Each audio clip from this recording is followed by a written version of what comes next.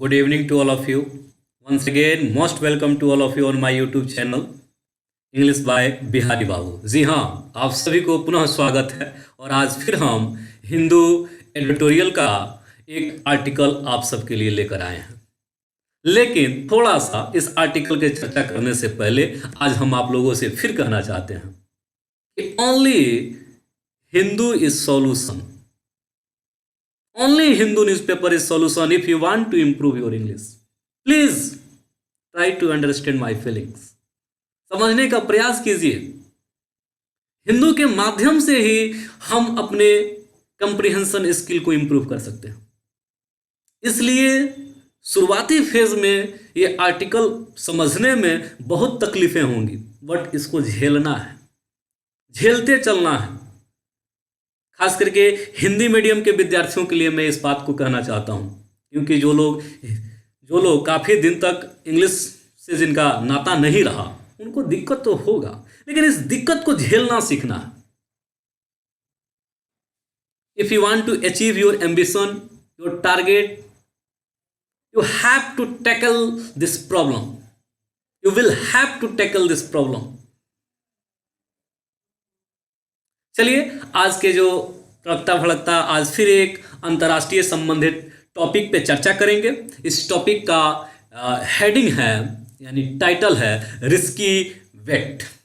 Risky wait. लेकिन इस topic के चर्चा करने से पहले आज के महत्वपूर्ण शब्दों को हम लोग देख लेते हैं जो इसमें आए हैं। हालांकि आज शब्द कम है, लेकिन टॉपिक यानी आर्टिकल का कंसेप्ट जो है वो इंटरनेशनल यानी अंतर्राष्ट्रीय मुद्दा पर है। अंतर्राष्ट्रीय एक मुद्दा पर इसको लिखा गया है।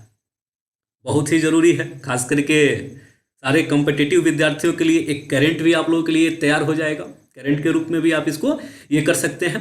इसलिए चलिए पहले हम इसके वर्ड्स को चर्चा कर लेते हैं। देखिए, पहला वर्ड्स है इसका फ्लरी, उत्तेजना। फ्लरी, उत्तेजना। फ्लरी यानी उत्तेजना। इसका सिनोनिम्स के रूप में हो जाएगा एक्साइटमेंट। बहुत लोग कोई एक्साइट हो जाता है। एक्साइटमेंट, एक्साइट से बना एक्साइटमेंट हो जाना। Stimulation, provocation. हाल ही में जो प्रोटेस्ट हुआ था, कोई आदमी कोई लोग प्रोवोक कर दिए थे, यानी भड़का दिए थे, तभी प्रोटेस्ट हुआ। इतना भारी, इतना ज्यादा रेल वगैरह जला, अब हम सभी लोग जानते हैं इस पटना में। ठीक है, तो फ्लरी मतलब होता है उत्तेजना।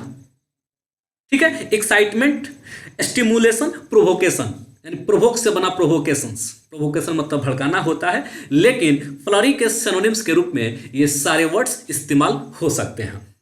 ठीक है, अगला वर्ड्स की ओर हम लोग चलते हैं। स्टर्ल्ड, STALLED। स्टर्ल्ड यानी ठप या अवरोध करना। ठप करना या अवरोध करना, स्टर्ल्ड। इसमें ईडी जुटा है, या तो V3 या तो भी सेकंड का ये रेफर कर रहा है, यानी वर्ब सेकंड या वर्ब फॉर्म थर्ड को ये रेफर कर रहा है। अगला जो शब्द है, यानी इसके सिनोनिम्स है इम्पीडेड। Impeded, hindered. इम्पीडेड मतलब भी होता है अवरोध करना। हिंडर मतलब भी होता है अवरोध करना, अवरोध लगाना, अवरोध कर देना। ठीक है, मोबिलाइज्ड, बहुत बढ़िया ये शब्द है। मोबिलाइज्ड, संगठित किया। इसमें ईडी जुटने के कारण वहां पर करना के जगह पर किया हो गया है, यानी पास्ट की बात हो रहा है। ठीक है, मोबिलाइज्ड। ऑर्गेनाइज्ड यानी संगठित किया। ऑर्गेनाइज्ड इसका सिनोनिम्स के रूप में इस्तेमाल होता है, हो सकता है, कोई दिक्कत नहीं है।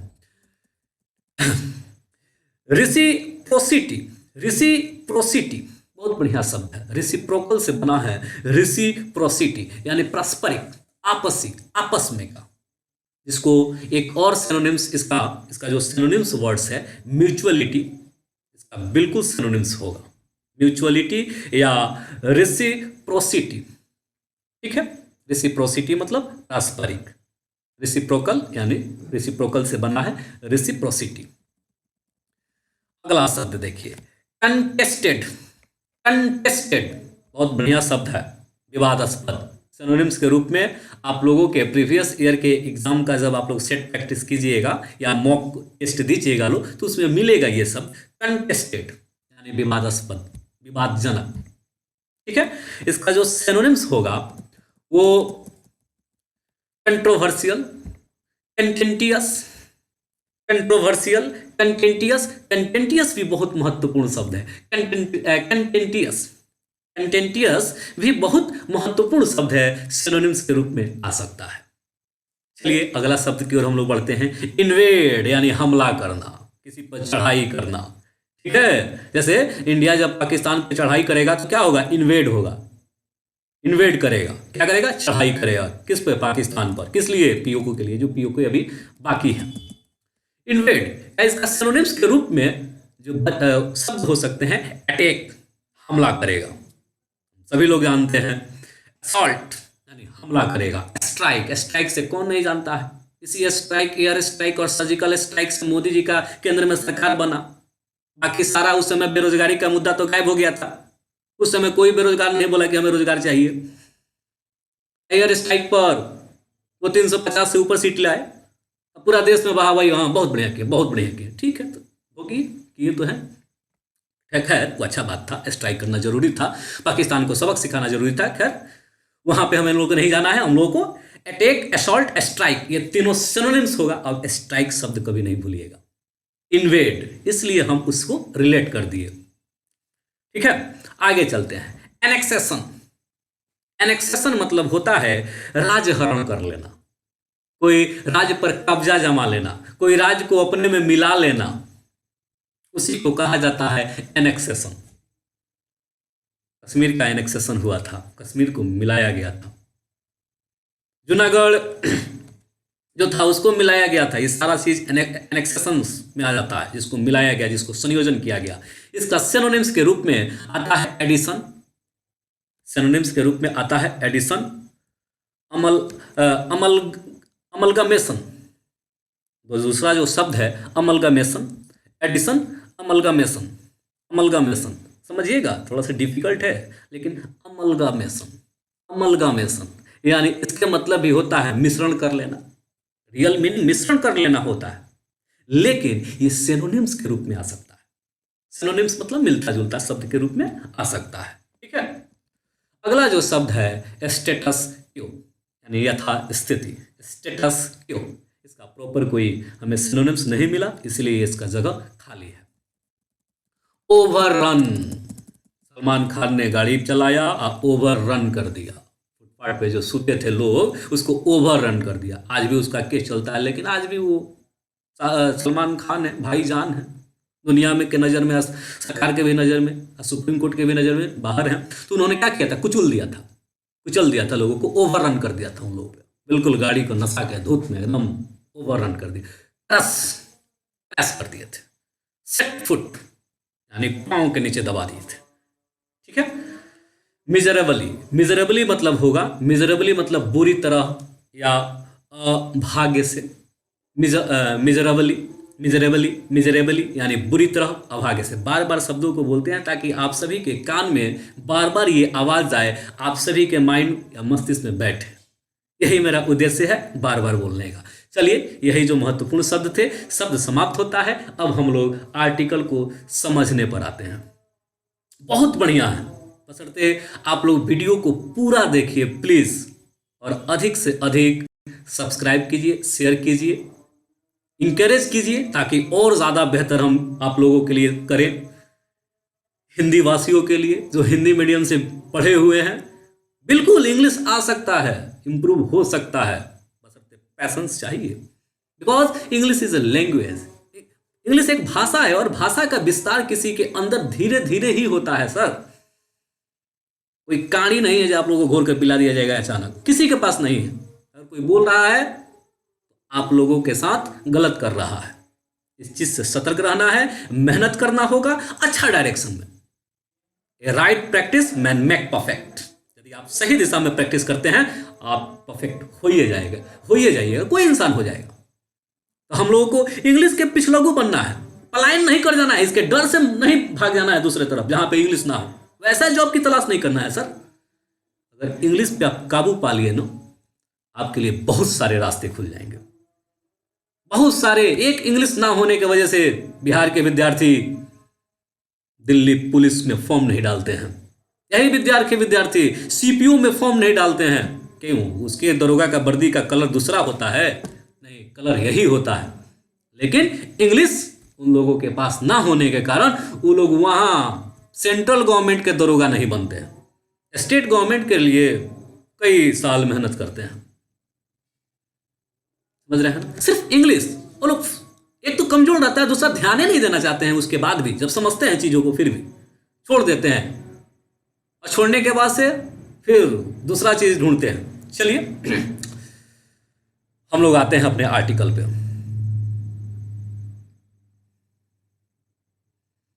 हाँ, तो जो आज का महत्वपूर्ण आर्टिकल है, रिस्की वेट्स, यानी खतरनाक शर्त। खतरनाक शर्तें, क्या खतरनाक शर्तें हैं इसको हम लोग डिटेल में जब पढ़ेंगे तब पता चलेगा। अभी इसके सबटाइटल को देखते हैं। Russia should do more to reduce tension along its border with Ukraine. थोड़ा सा technical.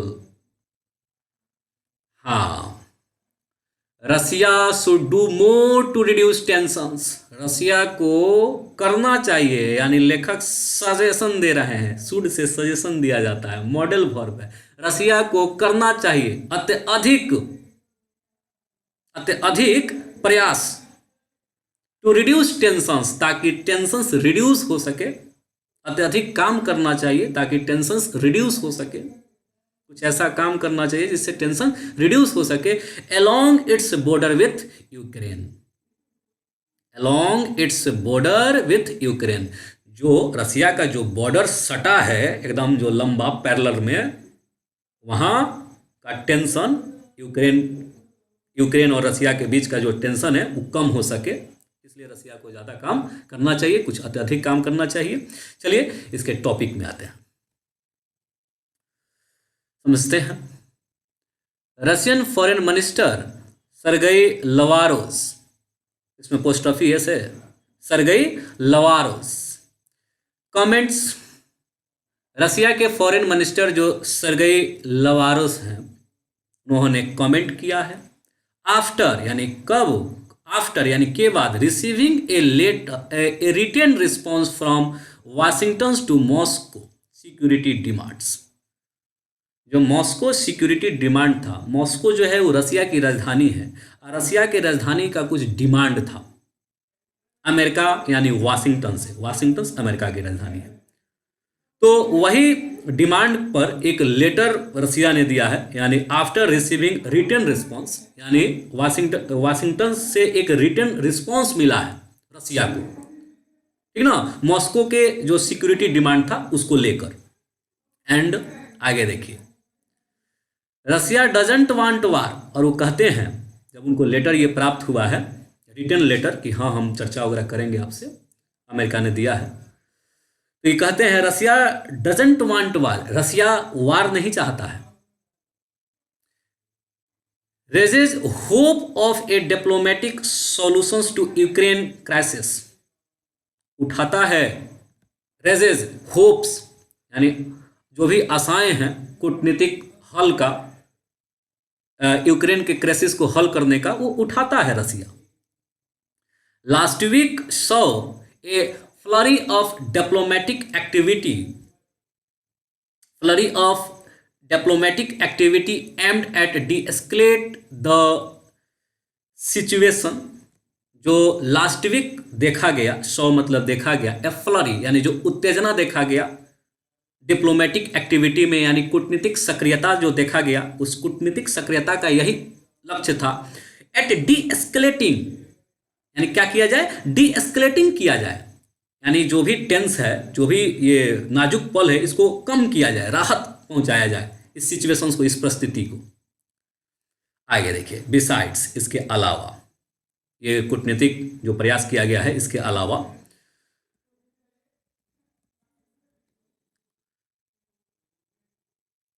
The US return response to Russia, इसके अलावा यूएस ने रिटर्न रिस्पॉन्स दिया है, जो ऊपर चर्चा भी हुआ है, उसके बाद ये रसिया के फॉरेन मिनिस्टर ने ये बयान दिया है, कमेंट किया है।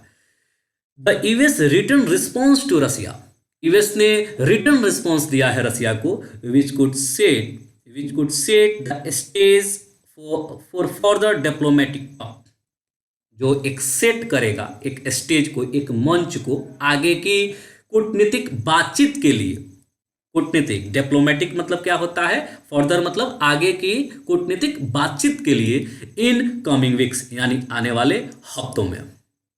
ठीक है, ऐसे ही समझते चलना है। यानी रसिया ने अमेरिका ने उनको एक रिटर्न रिस्पॉन्स के माध्यम से बातचीत करने का एक मौका मिला है, कूटनीतिक मौका मिला है। रसिया को पहले बातचीत नहीं होता है, हम सभी लोग जानते हैं दोनों एक दूसरे के राइवलरी हैं, रसिया और अमेरिका। ठीक है, उसका बहुत सारा कारण है। आगे देखिए, फ्रेंच प्रेसिडेंट्स इमैनुअल मैक्रोन, जो फ्रेंच प्रेसिडेंट्स हैं Emmanuel Macron, has held talk with his Russian counterparts Vladimir Putin. जो फ्रेंच के प्रेसिडेंट्स जो इमैनुअल मैक्रोन जो हैं, उन्होंने आयोजित किया अपने चर्चा को, बातचीत को रसिया के काउंटर पार्ट मतलब होता है समकक्ष, यानी कहा जाता है कि काउंटर पार्ट से बातचीत होता है एक देश से दूसरे देश में। यानी यदि राष्ट्रपति है तो राष्ट्रपति से बात करेगा, यदि एनएसए है तो एनएसए से बात होगा, गृह मंत्री है तो गृह मंत्री से बात, ऐसे ही। तो उसी को कहा जाता है काउंटर पार्ट्स, यानी रशियन काउंटर पार्ट्स, यानी जो रशियन के जो प्रेसिडेंट है व्लादिमीर पुतिन से फ्रांस के प्रेसिडेंट्स ने बात किया। इस मुद्दा को लेकर यूक्रेन और जो रसिया में जो टेंशन है इसको लेकर बातचीत हुआ है ताकि इस टेंशन को हल किया जाए। Mister Macron and Germany chancellor Olaf Scholz, mister Macron और जर्मनी के जो चांसलर हैं Olaf Scholz are also reportedly trying to revive the stalled Minsk process. थोड़ा सा समझते हैं। जो मैक्रोन और जो जर्मनी के जो चांसलर हैं ओलाफ स्कॉल्ज, वो कथित तौर पर कोशिश कर रहे हैं, यानी ट्राइंग कर रहे हैं, प्रयास कर रहे हैं रिवाइव द स्टॉल्ड, यानी जो ठप मिन्स्क प्रोसेस जो ठप हो गया है उसको रिवाइव किया जाए, पुनः जीवित किया जाए। अब मिन्स्क प्रोसेस क्या है? थोड़ा सा मिन्स्क प्रोसेस को मिन्स्क प्रोटोकॉल भी कहा जाता है। मिन्स्क प्रोसेस मतलब एक, ये पहले तो समझ लें, मिन्स्क एक राजधानी है, बेलारूस के मिन्स्क राजधानी है। इस राजधानी में एक ये शांति कायम करने के लिए यूक्रेन में शांति कायम करने के लिए एक प्रोसेस का गठन हुआ जिसको कहा गया मिन्स्क प्रोसेस या मिन्स्क प्रोटोकॉल। ये बना जो स्टॉप्ड हो गया है, स्टॉल्ड मतलब स्टॉप हो गया है, उसको रिवाइव करने का ये जर्मनी के चांसलर और प्रेसिडेंट्स जो ये फ्रांस के हैं वो प्रयास कर रहे हैं इसके माध्यम से यूक्रेन में शांति लाने के लिए। And sought to find a peaceful solution, sought to find a peaceful solution, और इसके माध्यम से पीसफुल सॉल्यूशन ढूंढने का प्रयास किया जा रहा है to Ukraine's internal conflicts between Kyiv and Russia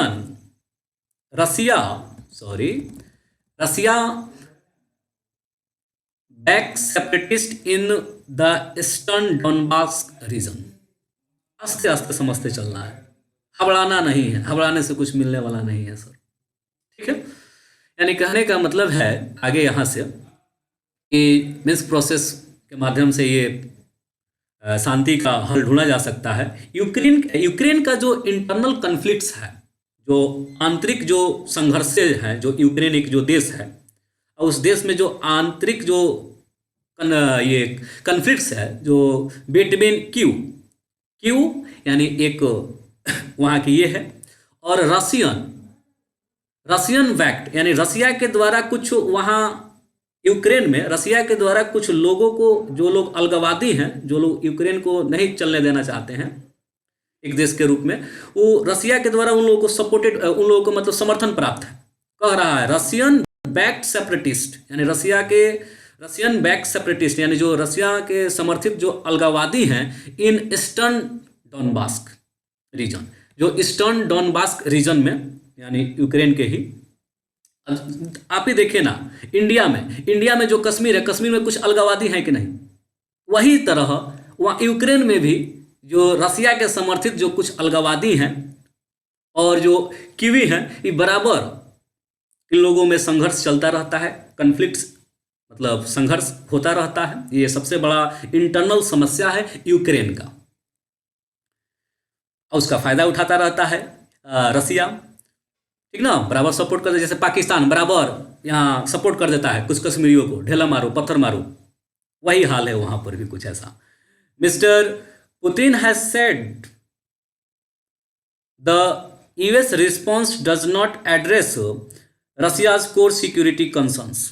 mister Putin ने कह रखा है, कह चुके हैं मिस्टर पुतिन ने, जो राष्ट्रपति हैं रसिया के, हैज़ सेड यानी उन्होंने कहा है कि US response does not address, यानी अमेरिका का जो रिस्पॉन्स होता है वो एड्रेस नहीं करता है, यानी हल नहीं करता है रसिया के कोर यानी वास्तविक सिक्योरिटी कंसर्न्स को, यानी वास्तविक सुरक्षा चिंताओं को अमेरिका हल नहीं करता है।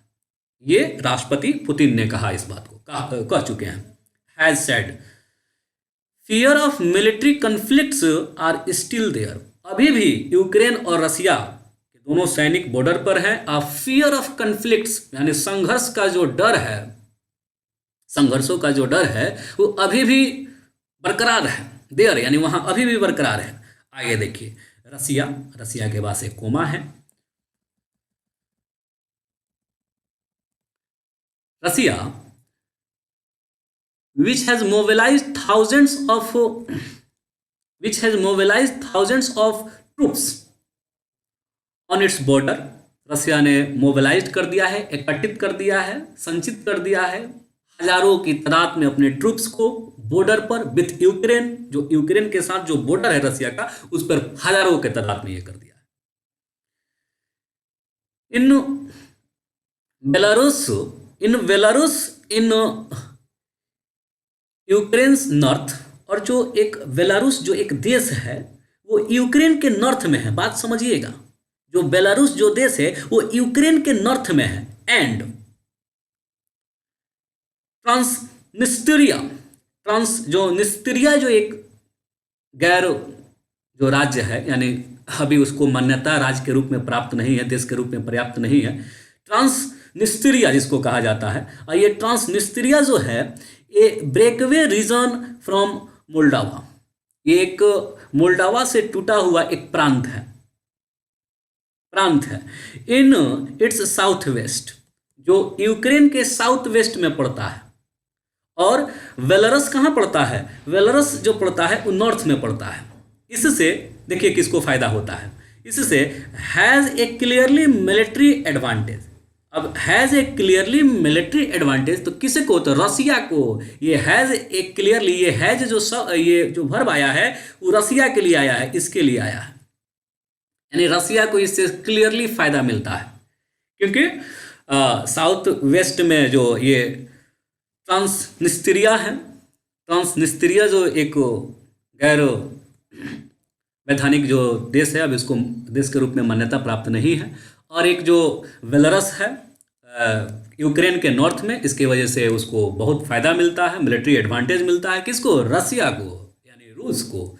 But the west willingness to press ahead with diplomatic options.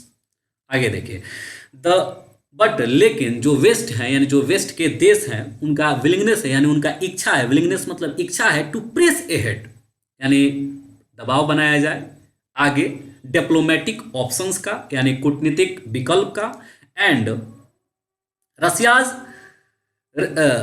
Reciprocity, जो रसिया का रेसिप्रोसिटी है, यानी रसिया का जो पारस्परिक यानी जो आपसी जो सजेशन है, सजेस्ट रसिया जो आपसी जो सजेस्ट कर रहा है, that neither side is in a hurry of armed conflicts. Russia ने ये बात को कहा कि कोई भी अभी साइड्स तेजी में नहीं है आर्म्स कॉन्फ्लिक्ट करने के लिए, यानी आर्मी की लड़ाई करने के लिए, ठीक ना, हाथापाई करने के लिए, ऐसा कह लीजिए। कोई भी कंट्री अभी, ना यूक्रेन ही ना रसिया ही, रसिया के खुद ये कहा गया रसिया के द्वारा। लेकिन सिचुएशन गंभीर है, मिलिट्री है। आगे देखिए, पैराग्राफ चेंज होता है। पैराग्राफ चेंज होने का मतलब कि लेखक इसी विषय वस्तु पर कोई दूसरा छोड़ पे बात करेंगे, यही अर्थ होता है पैराग्राफ चेंज करने का। There is a strong case for de-escalations, यह एक बहुत बड़ा केस है डी एस्केलेशंस के लिए, यानी इस स्थिति को, जो गंभीर स्थिति है, इसको कम करने के लिए बहुत बड़ा केस है। स्थिति कुछ ज़्यादा गुजर गया है, mister Putin has already achieved many things. लेखक कह रहे हैं कि पुतिन जो है वो बहुत चीज प्राप्त कर चुके हैं। Without a shot being fired, बिना एक गोली चलाए हुए ही। ठीक है। He has got the western leadership to talk to him over the contested issues of NATO expansions. He has got यानी उनको प्राप्त हो गया है वेस्टर्न लीडरशिप्स यानी वेस्टर्न्स के नेतृत्व से बात करने का मौका। किस पर? कंटेस्टेड इशू, जो कंटेस्टेड यानी विवादित, जो कंटेस्टेड पढ़ लिए हैं वर्ड में, जो विवादित जो मुद्दा है नाटो एक्सपेंशन को लेकर। वेस्ट के जो देश हैं वो नाटो को एक्सपेंशन कर रहे हैं। अब थोड़ा सा नाटो के बारे में समझ लेते हैं। NATO, नाटो, इसको कहा जाता है नॉर्थ अटलांटिक ट्रीटी ऑर्गेनाइजेशंस। इस ट्रीटी ऑर्गेनाइजेशंस में तकरीबन शायद 30 देश हैं। 30 देश, इसको नाटो का गठन इसीलिए किया गया है कि अगर इस 30 देशों में से कोई देश पर अगर हमला होता है किसी और देश के द्वारा तो उस पर ये 30 देश सपोर्ट करेंगे। यानी 30 देश के सेना जाएगी या जो भी सेना इन लोगों के द्वारा बनाया गया वो जाएगी, लड़ेगी इन 30 देशों के एक जो देश के पर हमला होगा उस पर, उसके लिए। ठीक है। तो यही जो नाटो का एक्सपेंशन हो रहा था, ये रसिया इससे हमेशा ही मतलब उसके लिए एक विवादास्पद ये मुद्दा रहा है कि आप नाटो का एक्सपेंशन मत कीजिए क्योंकि रसिया के लिए खतरनाक साबित हो जाएगा। अब नाटो समझ लिए हम लोग। Which Russia has long been complaining about, जिसके बारे में रसिया लंबे समय से शिकायत करता रहा है नाटो को लेकर, NATO, नाटो को लेकर।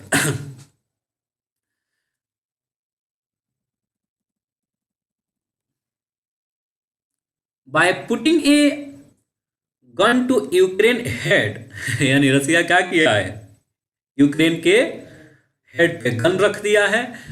ही has effectively drawn a red line in Russia's relations with waste.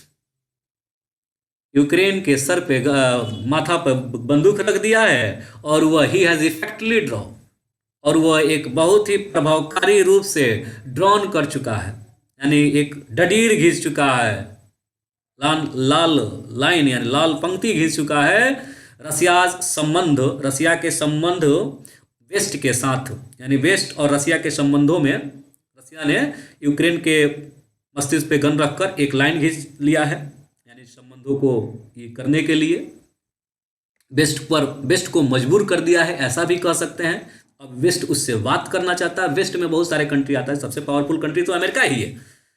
ठीक है। ऑल्सो यूक्रेन के वजह से, also as the US and its ally are scrambling for economic measures to punish Russia. Also, और यह भी है कि जो as a US and its ally, जैसे कि अमेरिका और उसके जो भी पार्टनर हैं, एलाई मतलब जो भी गठबंधित या साझेदारी जो पार्टनर हैं, आर स्क्रैम्बलिंग, वो लोग बहुत तो नहीं चाहते हैं हाथापाई करना। स्क्रैम्बलिंग मतलब हाथापाई भी होता है, ठीक ना, या उससे उलझना। For economics measures to punish Russia, और आर्थिक कदम उठाकर पनिश भी नहीं देना चाहते हैं, यानी रसिया को मतलब नहीं करना चाहते हैं उतना।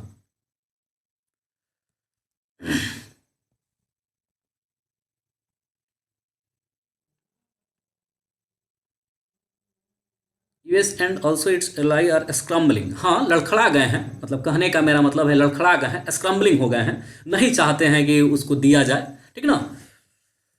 स्क्रम्बलिंग कर रहे हैं मतलब हड़क रहे हैं उस पर, डायरेक्ट इकोनॉमिक मेजर्स से पनिश यानी आर्थिक कदमों उठाकर रसिया पर को दंड नहीं देना चाहते हैं। रसिया के जो पार्टनर्स हैं, जो एलाई हैं, अमेरिका के जो सहयोगी हैं। इफ, आगे जो कह रहा है, इफ इट्स इन्वेड यूक्रेन, यदि रसिया हमला कर दे, इन्वेड मतलब क्या होता है, हमला कर देता है यूक्रेन पर, तो वो लोग आर्थिक दंड नहीं देंगे। किसको? उसमें लड़खड़ा रहे हैं, नहीं देना चाहते हैं, अंदर से नहीं मन है। स्क्रम्बलिंग मतलब वही होता है, नहीं मतलब मन नहीं है।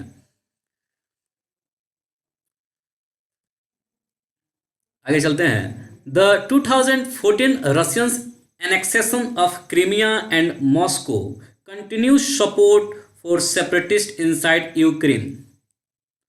Ukraine have a practically become non issues. समझते हैं 2014 में जो रशियन एनेक्सेशंस, जो रसिया ने जोड़ लिया राज्य को कह लीजिए या एक छोटा सा प्रांत को एनेक्सेशन कर लिया, क्रीमिया को अपने अपना लिया यानी अपने में जोड़ लिया।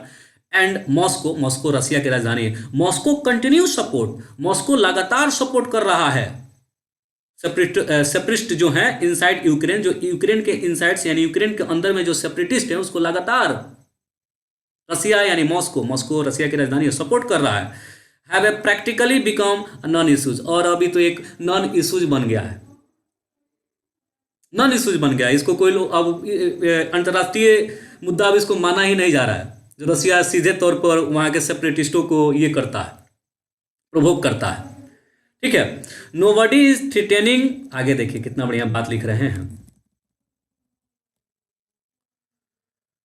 Nobody is threatening to punish Russia for not returning Crimea to Ukraine. कोई भी धमका नहीं सकता है और पनिश नहीं दे सकता है रसिया को, ठीक no, for not returning Crimea to Ukraine. यदि वो क्रीमिया को नहीं लौटाता है यूक्रेन को तो कोई उसको पनिश देने वाला नहीं है, कोई उसको धमकाने वाला नहीं है। समझ लीजिए सर। द स्टेटस क्यो हैज बीन रीड्रॉन। जो स्टेटस क्यो है यानी यथा स्थिति है उसको पहले रीड्रॉन कर चुका गया है, यानी एक बार फिर से घींचा जा चुका है। जो यथा स्थिति है एक बार फिर से घींचा जा चुका है, क्योंकि उसको एनेक्सेशन करके एक दूसरा यथा स्थिति बनाया जा चुका है, यानी उसको हड़प कर क्रीमिया को, जो क्रीमिया देखा जाए तो यूक्रेन का पार्ट्स था 2014 में जो जिसको ये किया। बिसाइड्स, इसके अलावा the US has said it, America ने कहा है कि it is open to discuss some of Russia security concerns, कि वो तैयार है, ओपन है रसिया के जो भी सिक्योरिटी कंसर्न्स हैं उस पर चर्चा करने के लिए, इंक्लूडिंग जिसमें शामिल है, जो सिक्योरिटी कंसर्न्स में शामिल है, missile deployments in eastern Europe's. जो अमेरिका जो देश है वो मिसाइल जो डिप्लॉयमेंट्स होता है ईस्टर्न यूरोप और ये रसिया देश है, सॉरी हाँ रसिया देश है, और उसी और ये मिसाइल डिप्लॉयमेंट लगता है उड़ाने के लिए, अगर गलती करेगा तो उड़ा देंगे। And military exercise in sensitive regions, और जो रसिया का कहना है जो मिलिट्री एक्सरसाइज होता है सेंसिटिव रीजन्स में, इस पर भी अब अमेरिका चर्चा करने के लिए तैयार है, जिसको हमेशा से रसिया अपना सिक्योरिटी कंसर्न्स के रूप में देखता रहा है। Russia should accept the US proposal, Russia को अपनाना चाहिए यूएस की प्रोपोजल को, de-escalate the crisis around Ukraine, और कम करना चाहिए, डी एस्केलेट मतलब नरम करना चाहिए क्राइसिस को यानी विपत्ति को जो यूक्रेन पर मंडरा रहा है, and opt for more dialogue, और रास्ता चुनना चाहिए, ऑप्ट मतलब चुनना चाहिए अधिक बातचीत का ऑन क्रिटिकल इशू, जो भी नाजुक खतरनाक जो भी मुद्दे हैं उस पर बातचीत करे रसिया, ये चीज अपनाना चाहिए, चुनना चाहिए रसिया को ये बात, इंक्लूडिंग नाटोज ईस्टवार्ड एक्सपेंशन, यहाँ तक कि जो नाटो जो ईस्टवार्ड यानी जो ईस्ट की ओर जो नाटो का एक्सपेंशन हो रहा है, लगातार जो नाटो बढ़ता जा रहा है, उस पर भी अमेरिका बातचीत करने के लिए तकरीबन तैयार है रसिया से। जो भी सिक्योरिटी कंसर्न्स एक का मुद्दा एक ये भी है, ऊपर भी हम लोग चर्चा किए हैं, हमेशा से नाटो को लेकर रसिया कंसर्न जताते रहा है, जितना लगातार जो बढ़ रहा है इसके करीब तकरीबन आ गया है नाटो। लेकिन एक बात हम बता दें, अभी भी Ukraine is not a part of NATO. अभी जो नाटो जो ऑर्गेनाइजेशन है यूक्रेन उसका पार्ट नहीं है, लेकिन आगे फ्यूचर में बन जाएगा तो समझ लीजिए कि नाटो एकदम रसिया के एकदम गर्दन पर है। नाटो के पास ताकत है, 30 देशों का समूह है वो, ठीक है तकरीबन। If it still goes ahead eastward, अब आगे देखिए, यदि still goes ahead with an attack, यदि रसिया फिर भी जाता है हमला करने के लिए, हमला पर जाता है, हमला करता है यूक्रेन पर, which US president Joe Biden said could happen, जो अमेरिका के प्रेसिडेंट जो बाइडेन ने कहा है कि हो भी सकता है। It could well be mistake, it could well be a mistake, ये एक बहुत अच्छा गलती होगा। Russia might be in a position to overrun Ukraine military. Russia का जो पोजीशन है वो बिल्कुल माइट बी, वो कुचल सकता है यूक्रेन के मिलिट्री को, माना जा सकता है, ऐसा मान लिया जाए, शायद मान ऐसा हो सकता है, रसिया के कुचल दिया जाएगा, ओवररन कर देगा मिलिट्री को यूक्रेन के। But what come next in Europe largest country, लेकिन उसके बाद क्या होगा यूरोप के सबसे बड़ा कंट्री रसिया में, उसके बाद उसके आगे क्या होगा अगर ऐसा करता है तो, इज एज अनप्रेडिक्टेबल। और ये अभी अनप्रेडिक्टेबल है, इसका आप और हम अनुमान नहीं लगा सकते हैं। एज इट कैन गेट, और क्या उसमें हो सकता है और उसे क्या मिल सकता है इसका कोई अनुमान नहीं लगा सकता है। इफ, थोड़ा सा एक एग्जांपल भी यहाँ पे दिया जा रहा है लेखक के द्वारा, if the post 9/11 military adventure of US are any lessons, यदि पोस्ट 9/11 का जो मिलिट्री एडवेंचर, जो मिलिट्री अमेरिका के जो मिलिट्री का जो ये एडवेंचर है, जो एक साहसपूर्ण जो एक एडवेंचर था, साहसपूर्ण जो एक कारनामा था, आर एनी लेसन्स, ये कोई लेसन्स जरूर हो सकता है। इट इज डैट, यह वह है कि great powers could clean Swift victories, कि जो ग्रेट पावर्स हैं उन्होंने पूरा विक्ट्री प्राप्त कर लिया था अगेंस्ट वीकर कंट्रीज, यानी कमजोर देशों के खिलाफ।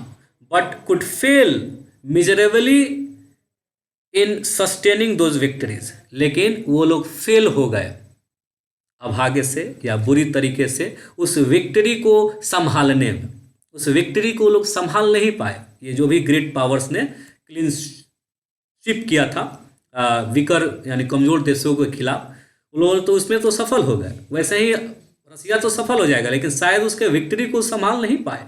यही बात वो लेखक कह रहे हैं, अंत तक देखिएगा तो यही फायदा होगा। Mister Putin should not walk into the same mistake, mister Putin को भी ऐसा ये काम करके यानी लड़ाई अटैक करके ये गलती नहीं करना चाहिए। And thereby push Europe back into darker day of the cold war, और thereby push Europe back into the darker day of cold war, और इस माध्यम से यूरोप को डार्कर डे, कोल्ड वार के जो अंधेरा का जो दिन था उसमें नहीं ढकेलना चाहिए। ठीक है, ये लेखक का विचार था, रसिया के लिए सजेशन था। रसिया को यदि अमेरिका प्रपोजल दिया है तो वो बात करे, विचार करे, विमर्श करे, जो भी उसका रसिया का सिक्योरिटी कंसर्न्स है उस पर उसने डिटेल वाशिंगटन ने लेटर भेजा है रसिया को कि ठीक है हम बात करेंगे। और कहीं ना कहीं देखा जाए तो अभी तक रसिया जीत रहा है, क्योंकि वो बिल्कुल यूक्रेन के माथा पर बंदूक रखकर अब वेस्ट से बात करना चाह रहा है, और वेस्ट पहले बात नहीं करता था रसिया से, आज वेस्ट बात करने के लिए भी लिखित रिस्पॉन्स दिया है।